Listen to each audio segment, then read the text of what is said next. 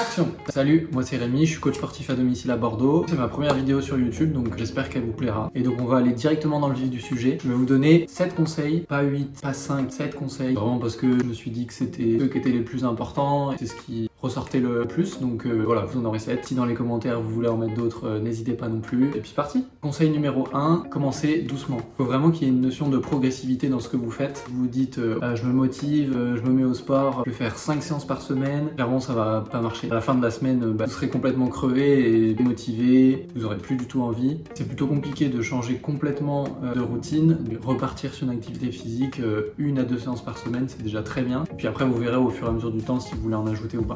Conseil numéro 2, la notion de plaisir. Évidemment, si vous n'aimez pas courir, si vous n'aimez pas faire de la muscu et que dans votre programmation c'est à fond muscu, à fond course à pied, ça marchera pas non plus en fait. Il faut que vous puissiez prendre du plaisir dans ce que vous faites, sinon malheureusement ça ne durera pas parce que c'est impossible de tenir sur le long terme sans prendre de plaisir. Conseil numéro 3, ne vous comparez pas. Je sais que c'est très compliqué avec les réseaux sociaux parce que malheureusement c'est la course à qui fera la meilleure perf, qui courra le plus vite, qui soulèvera le plus lourd. Vous prenez 2 personnes qui sont diamétralement opposées, quelqu'un qui court depuis 10 ans et vous démarrez juste là. Évidemment que les performances elles vont être très éloignées, mais c'est complètement normal en fait. Allez-y à votre rythme, prenez le temps que ça prendra, vous verrez que ça ira tout seul. Conseil numéro 4, il faut accepter les jours sans. Il y a des jours où vous allez faire votre séance de sport et malheureusement il n'y a rien qui va fonctionner, vous n'allez pas réussir à mettre d'intensité, vous allez vous sentir fatigué, pas trop de plaisir non plus. C'est complètement normal, ça arrive, c'est pas grave. La prochaine elle sera mieux, donc ne vous arrêtez pas à ça. Et surtout le fait déjà de faire votre séance, ce sera toujours mieux que rien.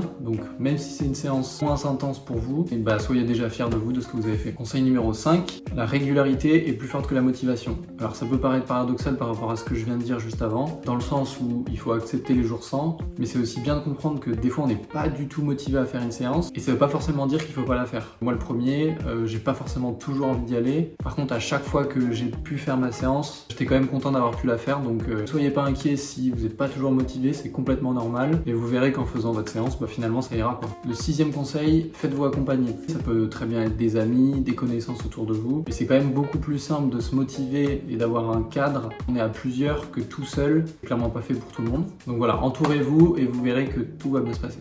Et le 7e conseil, du coup le dernier, faites du sport pour vous sentir bien et pas uniquement d'un point de vue esthétique. Évidemment c'est super motivant de se transformer physiquement en faisant de la musculation, de la course à pied, perdre du poids, prendre du muscle. Le plus important ça reste quand même que vous puissiez vous sentir en bonne santé et que vous puissiez vous mettre en mouvement avec des intensités variées sans pour autant vous regarder tous les jours dans le miroir et vous dire ah ok là j'ai avancé, ah ok là c'est mieux. C'est pas une mauvaise chose mais faut pas que ce soit le point central. En tout cas voilà, je pense que j'ai fait le tour des 7 conseils. Évidemment il n'y en a pas que 7, on peut en trouver 10, 15. Moi j'ai 17 parce que ça sera 7 tout simplement. Surtout c'est ce qui me semblait le plus pertinent pour des gens qui débutent. Donc en tout cas n'hésitez pas à me dire si cette vidéo vous a été utile, à commenter aussi s'il y a des axes d'amélioration. Moi ce qui me plaît aussi c'est de faire des formats assez simples où je peux donner tout simplement des conseils pour vous aider. Et je trouve ça bien aussi de ramener un peu d'authenticité sans faire des vidéos ultra produites. J'ai pas de budget. Non mais en tout cas voilà, quelque chose d'authentique, de simple, que vous puissiez l'appliquer facilement et que ce soit pas trop long à regarder non plus. Donc n'hésitez pas à vous abonner à cette nouvelle chaîne YouTube. Et puis on se retrouve dans une prochaine. Ciao!